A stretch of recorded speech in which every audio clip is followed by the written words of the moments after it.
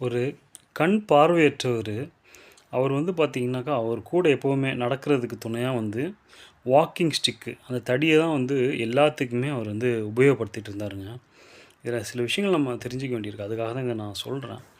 என்ன அப்டின்னா, அந்த வாக்கிங் ஸ்டிக்கு எல்லா நேரத்துலயுமே அந்த வாக்கிங் ஸ்டிக்கோட தான் இருப்பார் நடக்கிறதுக்காக. ஓகேங்களா? அப்படிப்பட்டவருக்கு மருத்துவமனைக்கு போறாரு. கண்ணு பார்வை வந்து திரும்ப கெடைச்சிருது. கெடைச்சதுக்கப்புறமா அவர் பண்ணக்கூடிய மொத விஷயம் என்னன்னு சொல்லி நெனைக்கிறீங்க?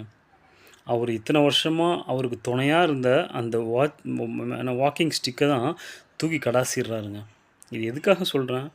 இதே மாரி தான் நம்மளுடைய வாழ்க்கையிலயும் நம்ம கூட சுத்தி இருப்பாங்க. அவங்க வந்து நம்மகிட்ட அன்பாவும், பாசமாவும் பழகியிருப்பாங்க. திடீர்னு பார்த்தீங்கன்னா, நம்மகிட்ட பேச்சுவார்த்தையே இல்லாம, நம்ம என்னமோ குத்தம் பண்ண மாரி, பேச்சுவார்த்தையே இல்லாம, ஆள் அட்ரஸ் இல்லாம நம்மள விட்டு விலகி போயிருப்பாங்க. ஸோ, இங்க என்னன்னா, அப்படி விலகி போயிட்டாங்க அப்படின்னாக்கா, இந்த இடத்துல தான் நம்ம மெச்சூரிட்டி பேசணும். சரிங்களா? இந்த இடத்துல நம்ம சும்மா "நீ என்ன இவ்வளோ நாள் பழகுனீங்க?" தேவையில்லாம சண்டை போடாம, நம்ம ட்ராமா பண்ணிக்காம, விலகி போயிட்டான். அத நம்ம புரிஞ்சுக்கிட்டோமா, அவ்வளோதான். இதுக்கு மேல உனக்கும் இல்ல, எனக்கும் இல்ல. நீ உன் வழிய பார்த்துட்டு போ. நான் என் வழிய பார்த்துட்டு போய்க்கிறேன். ஏன்னா, நம்ம வழிய பார்த்துட்டு ஏன்னா நமக்கு இருக்கு 1008 வேலை, பிரச்சனை. நம்ம அத பார்க்கறதுக்கே சரியா இருக்கு. சரி இவ்வளோ நாள் இருந்துட்டோம். அது நம்ம தப்பு.